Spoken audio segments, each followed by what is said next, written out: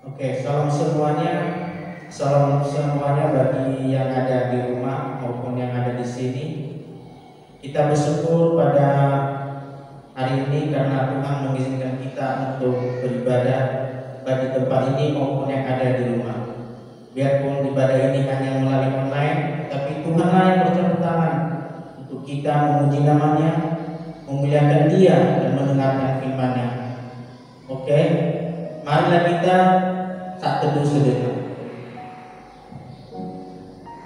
Firman Tuhan kita ambil dari Filipi pasal 4 ayat 4. Firman Tuhan mengatakan, bersukacitalah senantiasa dalam Tuhan. Sekali lagi kukatakan, bersukacitalah. Hendaklah kebaikan hatimu diketahui semua orang, tetapi sudah dekat, Tuhan sudah dekat. Janganlah hendaknya kamu khawatir tentang apapun juga, tetapi katakanlah dalam segala hal keinginanmu kepada Allah dalam doa dan permohonan dengan ucapan syukur.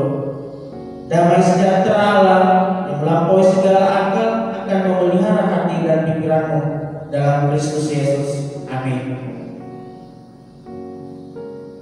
Ya, mari kita angkat satu lagu dengan apa yang kubalas.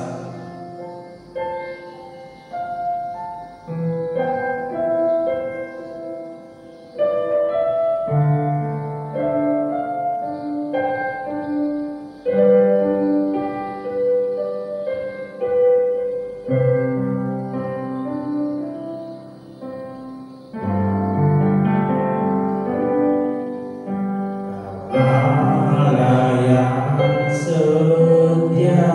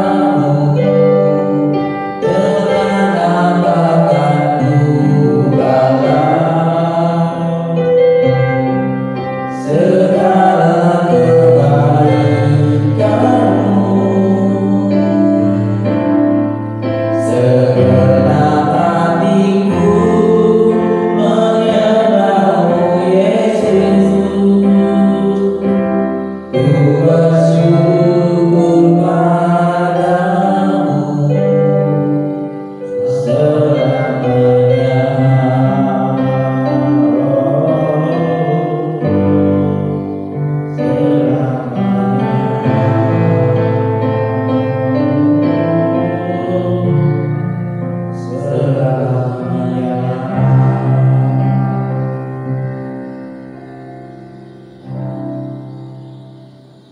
Mari kita mengucapkan iman rasuli. Aku percaya kepada Allah, Bapa yang Maha Kuasa, Khalik langit dan bumi, dan kepada Yesus Kristus, Anaknya yang tunggal Tuhan kita, yang dikandung daripada Roh Kudus, lahir dari anak darah Maria, yang menderita sengsara di bawah pemerintahan Pontius Pilatus, disalibkan, mati dan dikuburkan. Pada hari yang ketiga, bangkit pula dari antara orang mati, naik ke surga, duduk di sebelah kanan Allah, Bapa yang Maha Kuasa, dan dari sana Ia akan datang untuk menghakimi orang hidup dan mati. Aku percaya kepada Roh Kudus, gereja yang kudus dan am, persekutuan orang kudus, pengampunan dosa, kebangkitan tubuh, dan hidup yang kekal. Amin. Gloria Patri.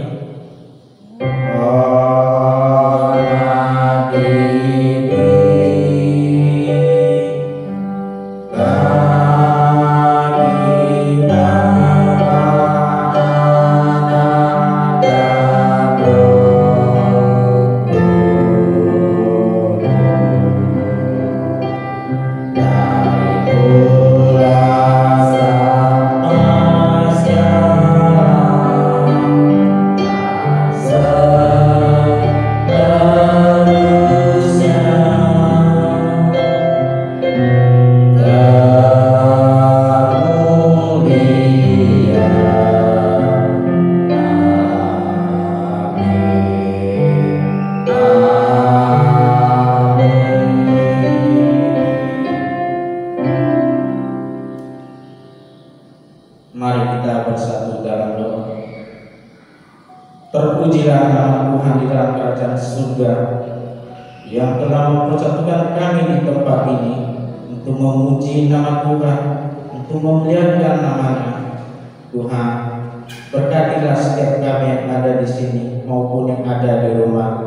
Urapilah kami Tuhan, supaya kami beribadah sesuai dengan kehendak-Mu. Berkati juga ibadah kami ini dari awal pertengahan hingga selesai. Hanya Tuhan yang bekerja, campur tangan hingga kami layak di hadapan-Mu. Demikianlah doa kami ini, hanya di dalam nama Tuhan Yesus kami berdoa.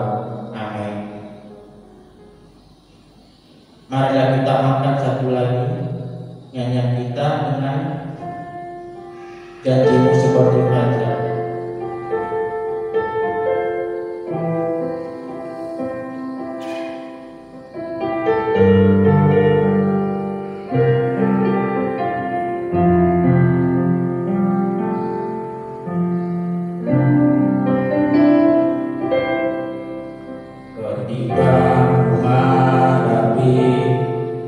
Kehidupan ini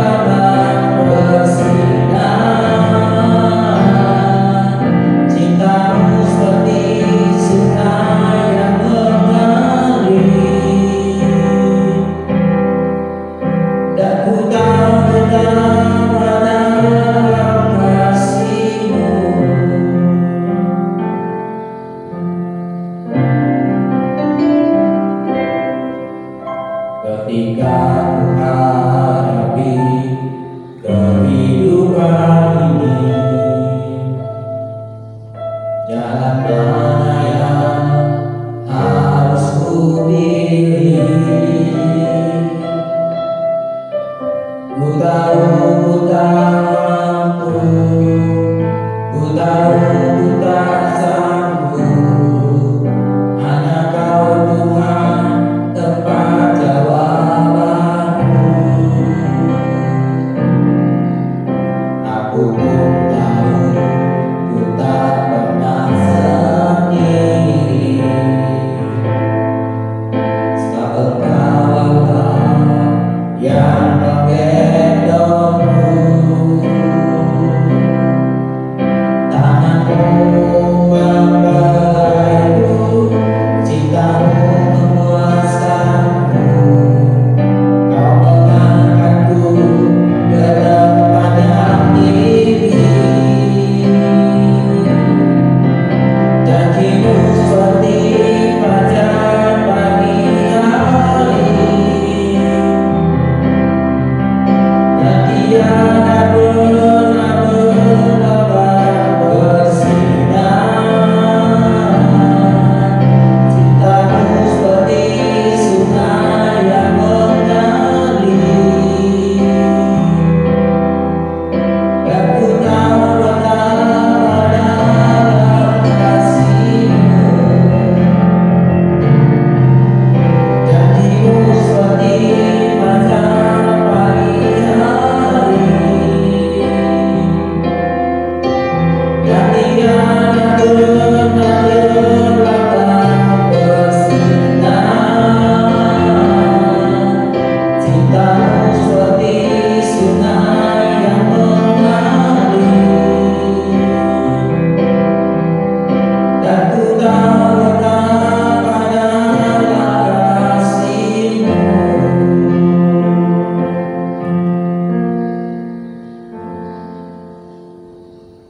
Sebelum kita mendengarkan firman Tuhan, marilah kita angkat satu lagu dengan persiapan hati kita.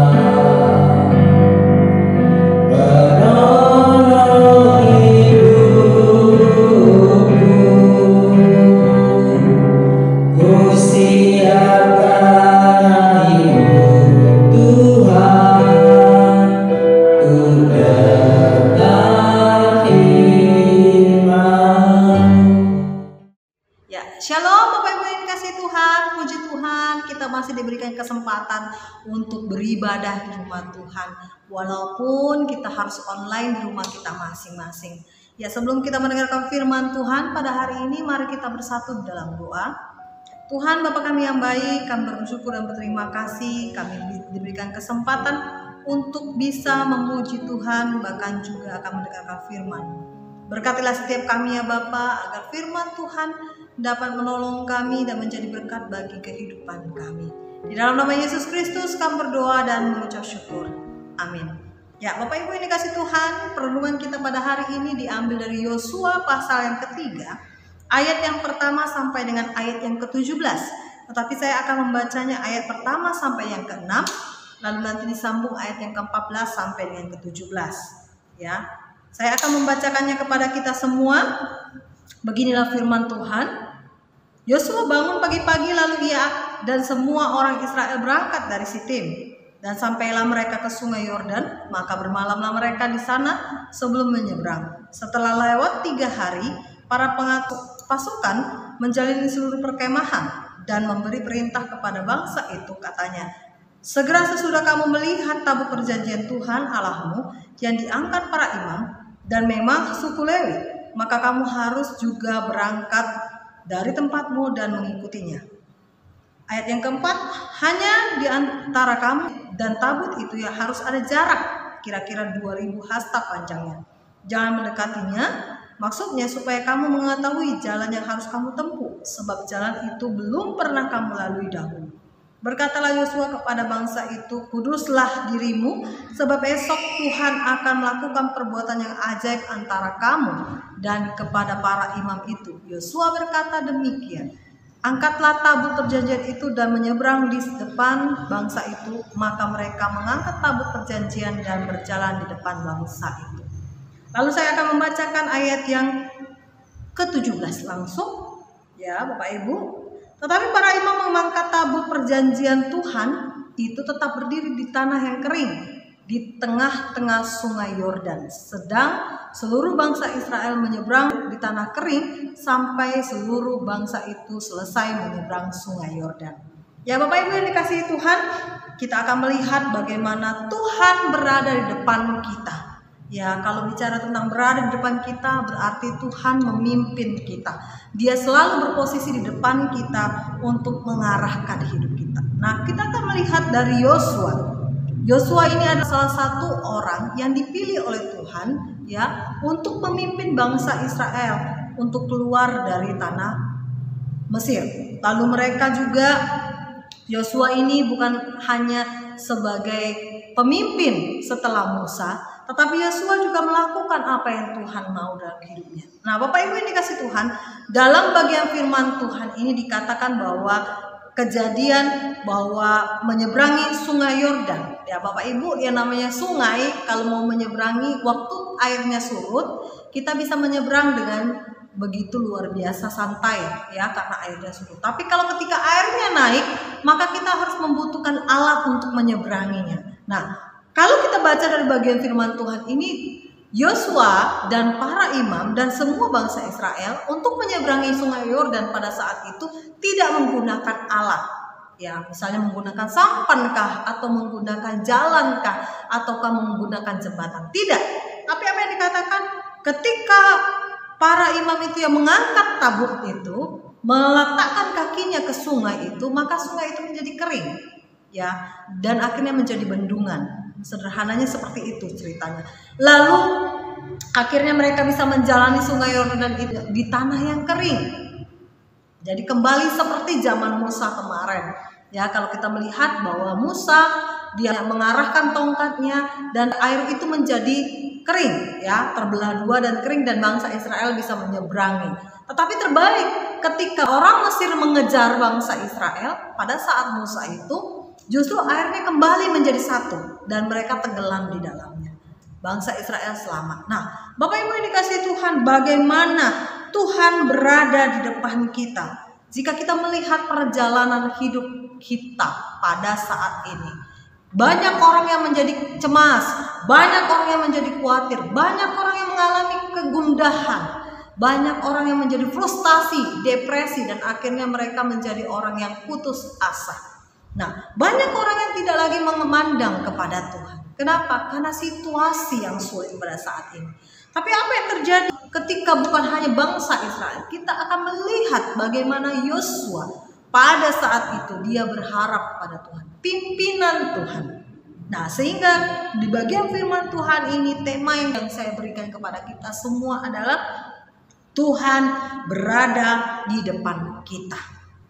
Ya, Tuhan berada di depan kita. Nah, ketika Tuhan berada di depan kita, apa yang dikerjakan oleh Tuhan? Yang pertama, Bapak Ibu, Dia memimpin. Ya, kalau kita dipimpin, berarti kita mengikuti arah pimpinannya. Ya, kalau seorang karyawan ketika pemimpinnya, atasannya mengarahkan, "Yuk kamu kerjakan ini," maka dia akan mengerjakan apa yang diperintahkan oleh pimpinannya. Nah, sekarang Tuhan menjadi seorang pemimpin. Dia memimpin kita. Dia berada di depan kita, dia memimpin kita. Apa yang harus kita lakukan? Dan apa yang harus kita lakukan sebagai anak Tuhan? Kita mengikuti pimpinan Tuhan. Walaupun situasi yang saat ini sulit, Bapak Ibu, bahkan juga mungkin kita pada saat ini mengalami banyak sekali problema yang mungkin sulit sekali kita alami. Tapi ketika Tuhan memimpin kita, yakinlah bahwa pimpinan Tuhan tidak pernah salah. Dia selalu mengarahkan kita kepada tujuan yang tepat, tujuan yang benar, yang mengarahkan kita kepada jalan Tuhan, pada rencana Tuhan, dan semuanya pasti yang terbaik. Itu yang pertama. Lalu ketika Tuhan berada di depan kita, apa yang dikerjakan oleh Tuhan? Dia menuntun. Nah, Bapak Ibu, kalau pemimpin belum tentu jadi menuntun, ya. Tetapi pada dasarnya, pada umumnya, harusnya kalau seorang pemimpin harus menuntun, dalam sederhananya membimbing.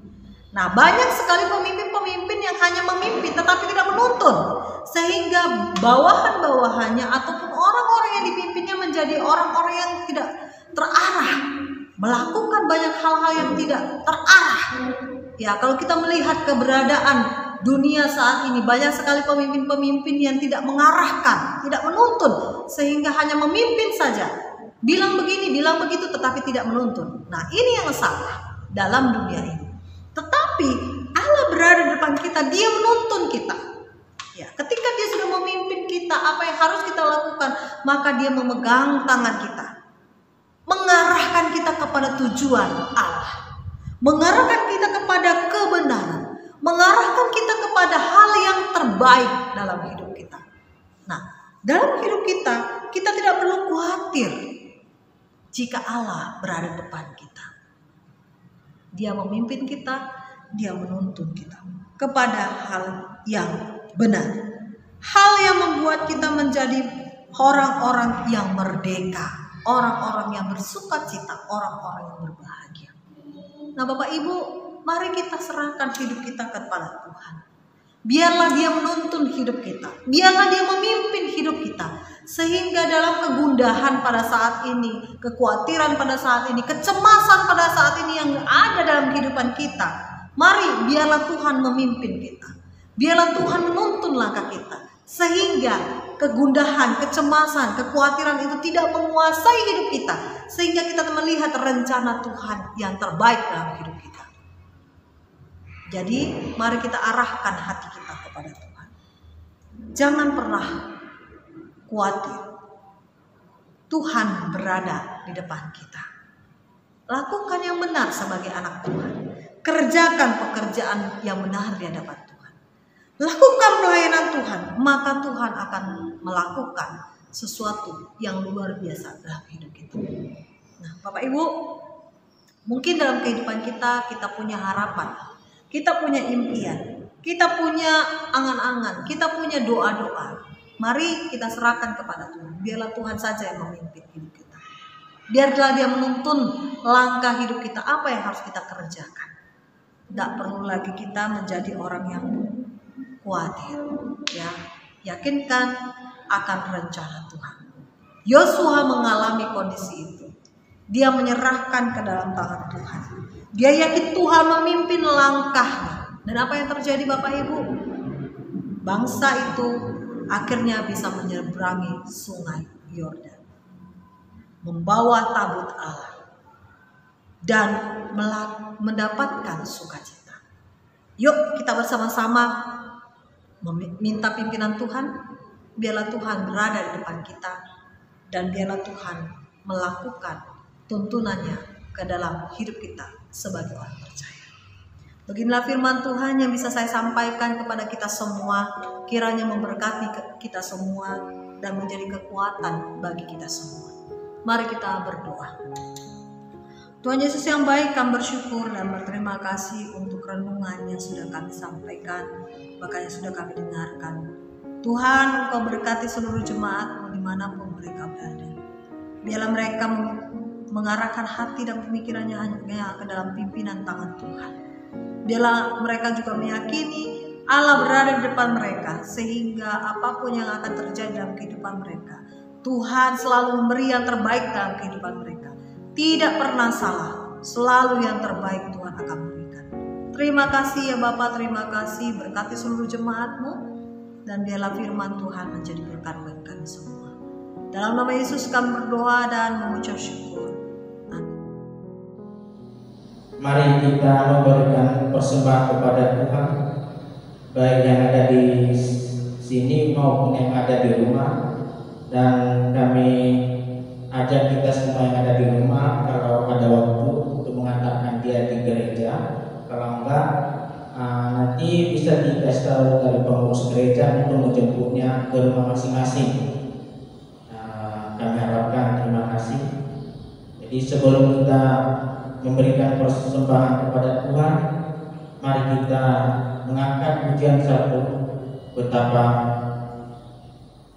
hatiku.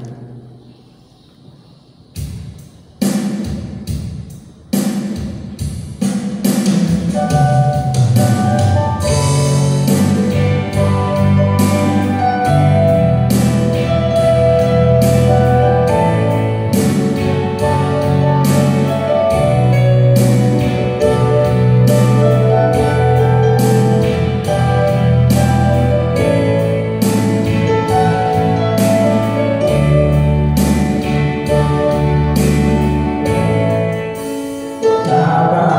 hatiku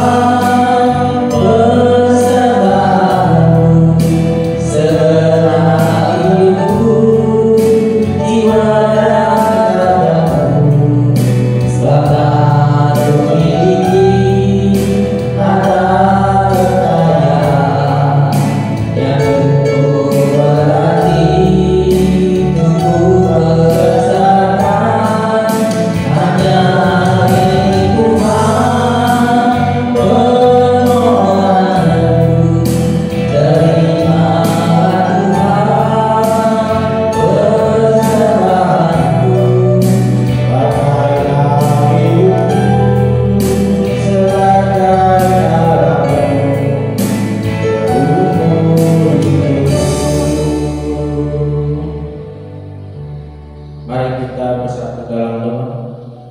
Tuhan, kembali kami berdoa di hadapan-Mu, di mana kami telah memuji Engkau dan kami telah mendengarkan firman-Mu. Terima kasih Tuhan berkat-Mu yang kami terima. Dan pada malam ini Tuhan, kami telah mengumpulkan persembahan kami sebagai ucapan syukur terima kasih kami kepada Bapa. Terimalah persembahan kami ini Tuhan. Jadikanlah persembahan kami ini sebagai persembahan yang harum di hadapan-Mu. Berkatilah kami semua Tuhan, baik dan pekerjaan, usaha dan kesehatan, sehingga kami menjadi orang yang berharga di hadapan-Mu. Demikianlah doa kami Tuhan, hanya dalam nama Yesus kami berdoa. Amin. Mari kita berdoa yang diajarkan Tuhan kepada kita, doa Bapa kami, dan dilanjutkan dengan doksologi dan berkat dari contoh.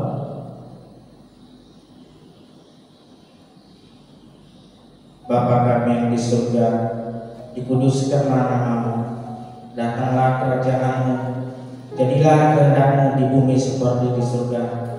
Berilah kami pada hari ini makan kami yang secukupnya, dan ampunilah kami akan kesalahan kami, seperti kami juga mengampuni orang yang bersalah kepada kami.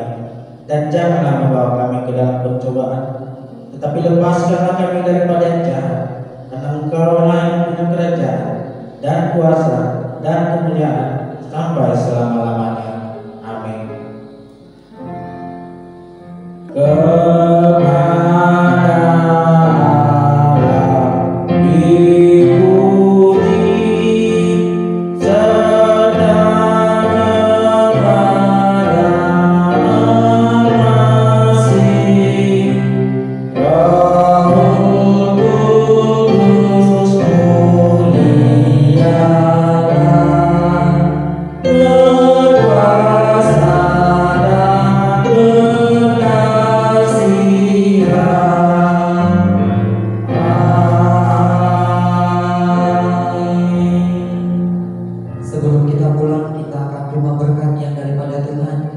Kiranya kasih setia Tuhan, damai sejahtera yang daripada Allah menyertai perjalanan hidup kita, mulai hari ini, besok sampai selama-lamanya. Amin. Bapa, terima kasih. Bapa, terima kasih. Bapa, terima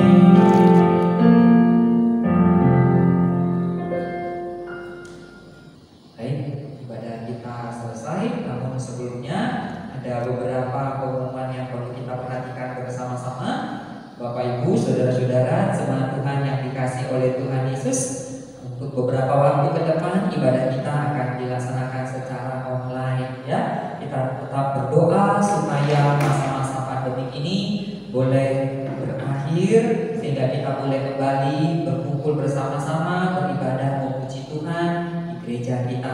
Baik, bagi Bapak Ibu, saudara-saudara yang terkasih dalam nama Tuhan Yesus, kami mau ingatkan bahwa untuk persembahan kita boleh, dalam persembahan boleh dimasukkan ke dalam kotak persembahan yang sudah disediakan. Jemaat Tuhan boleh datang ke gereja.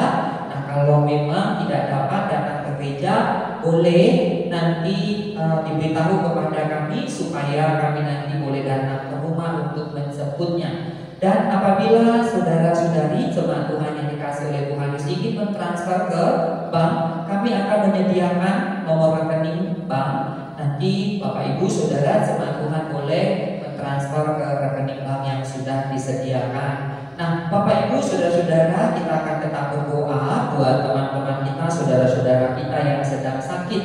Kiranya bahwa setiap teman-teman kita, saudara-saudara kita yang sakit boleh Tuhan pulihkan. sehingga mereka boleh kembali beraktivitas dan boleh beribadah bersama-sama dengan kita di tempat ini. Ini saja pengumuman dari saya. Sekian dan terima kasih. Tuhan Yesus memberkati. Sampai ketemu minggu depan. Shalom.